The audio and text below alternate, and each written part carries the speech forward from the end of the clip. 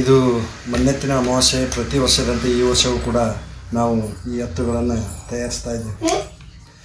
ಗ್ರಾಮೀಣ ಭಾಗದ ಎಲ್ಲ ಜನರು ಕೂಡ ಅವುಗಳನ್ನು ಗ್ರಾಮದ ಎಲ್ಲ ಜನರು ಈ ಮಣ್ಣೆತ್ತಿನಗಳನ್ನು ತೆಗೆದುಕೊಂಡು ಹೋಗಿ ಅಮಾವಾಸ್ಯೆಯ ದಿನ ಪೂಜೆ ಮಾಡ್ತಾ ಇರ್ತಾರೆ. ಪ್ರತಿ ವರ್ಷ ಅದೊಂದು ನಂಬಿಕೆ.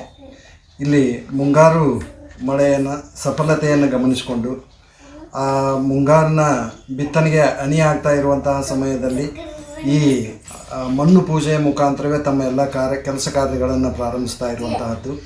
ಅದಕ್ಕಾಗಿ ಪ್ರತಿ ವರ್ಷ ನಾವು ಗ್ರಾಮದ ಎಲ್ಲ ಜನರಿಗೂ ಸಾಕಾಗುವಷ್ಟರ ಮಟ್ಟಿಗೆ ಎತ್ತುಗಳನ್ನು ಪ್ರತಿ ವರ್ಷ ಮಾಡ್ತಾ ಇರ್ತೀವಿ. ಇದನ್ನು ನಮ್ಮ ಹಿರಿಯರ ಕಾಲದಿಂದಲೂ ಮಾಡ್ಕೊಂಡು ಬಂದಿರುವಂತಹದ್ದು. ನಮ್ಮ ತಂದೆಯವರು ಕೂಡ ಮಾಡ್ತಾಯಿದ್ರು. ಜೊತೆಗೆ ನಾವು ಕೂಡ ಚಿಕ್ಕವರು ಇರೋದ್ರಿಂದಲೇ ಇದನ್ನು ಮಾಡ್ತಾ ಇರುವಂತಹದ್ದು.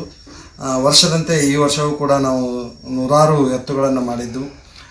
ಮತ್ತು ಇನ್ನೊಂದು ವಿಶೇಷ ಏನಂದರೆ, ಇಲ್ಲಿ ಗ್ರಾಮೀಣ ಜನರು ಮನೆಗೆ ಬಂದು ಅವುಗಳನ್ನು ಹಣದ ರೂಪದಲ್ಲೋ ಅಥವಾ ಧಾನ್ಯದ ರೂಪದಲ್ಲೋ ನೀಡಿ 2 ಎತ್ತುಗಳನ್ನು ತೆಗೆದುಕೊಂಡು ಹೋಗಿ ಪೂಜೆ ಮಾಡಿ, ಜೊತೆಗೆ ಬರುವ ನಾಗರ ಅಮಾವಾಸ್ಯೆಯವರೆಗೂ ಅವನ್ನು ಪೂಜೆ ಮಾಡಿ, ಆ ದಿನ ನಾಗರ ಅಮಾವಾಸ್ಯೆಯ ದಿನ ಹಾಲು ಎರೆದಿರುವಂತಹ ನಾಗಪ್ಪ ಮತ್ತು ಎತ್ತನ್ನು ನಮ್ಮೂರಿನಲ್ಲಿ ಒಂದು ಹಳೆಬಾವಿ ಅಂತಿದೆ, ಆ ಹಳೆಬಾವಿಗೆ ತೆಗೆದುಕೊಂಡು ಹೋಗಿ ಮೆರವಣಿಗೆ ಮುಖಾಂತರ ತೆಗೆದುಕೊಂಡು ಹೋಗಿ ಅಲ್ಲಿ ಹಾಕಿ ಬರ್ತಾ ಇರುವಂತಹದ್ದು ಇದೆ.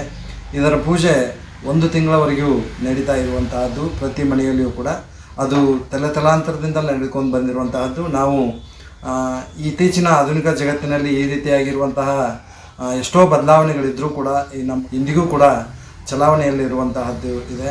ಮತ್ತು ನಾವು ಅದನ್ನು ಬಿಡಬಾರ್ದು ಎನ್ನುವಂಥ ಉದ್ದೇಶದಿಂದ ಮುಂದುವರ್ಸ್ಕೊಂಡು ಹೋಗ್ತಾ ಇದ್ದೀವಿ. ಅದಕ್ಕೆ ನಮಗೆ ಇಲ್ಲಿಯ ಜನರು ಕೂಡ ಅದಕ್ಕೆ ಸಹಕಾರ ಕೊಡ್ತಾ ಇರ್ತಾರೆ ಎನ್ನುವಂಥ